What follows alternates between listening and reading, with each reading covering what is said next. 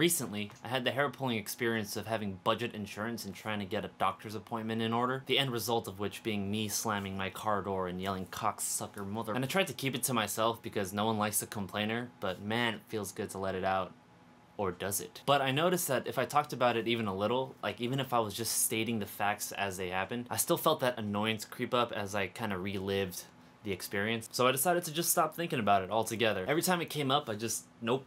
I figured even thinking about what the Kardashians are up to is a better use of my time than actually letting that happen. I just decided it wasn't worth it and just to let it go, man. But all that got me kind of curious about complaining in general, and more specifically, why are some serial complainers but others just seem to be unbothered by daily inconveniences and the drudgery of everyday life? So I did my research on the Google machine. It sounded very southern there. And one of the articles that I was going through had this great subtitle of synapses that fire together, wire together. So every time you complain, you just make it easier for your future self to complain. Your brain just, makes those connections, and every time you do it, it strengthens those connections, and it just becomes your default setting. So it definitely helped to be more cognizant maybe? Or mindful of the sort of vibes you're putting out into the world. In a 2013 study, researchers found that users of rant sites are more anger-prone in general, and more often participate in negative behaviors such as verbal and physical fights, as well as reckless driving. Instead of simply letting off steam, users are fueling their fire, which is pretty much what the YouTube comment section, haha, great joke. But also, rant sites are a thing, and I would imagine that that also extends out to folks in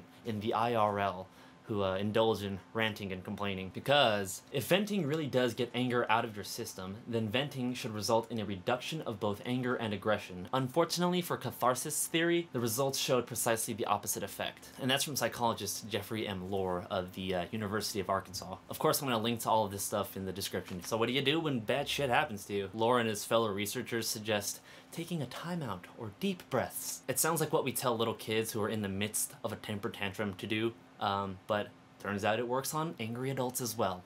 Who'da thunk? I guess Jack Nicholson and Adam Sandler were onto something. But I think an important thing to note, and it's also in the article, is the point is not to like push down and suppress your anger and just and hold on to it like some kind of weird creep pacing in the basement thinking about the dude who cut him off. It's more about letting go and dissipating the anger. So go forth and be happy, my friends. Anyways, I'll see you next week.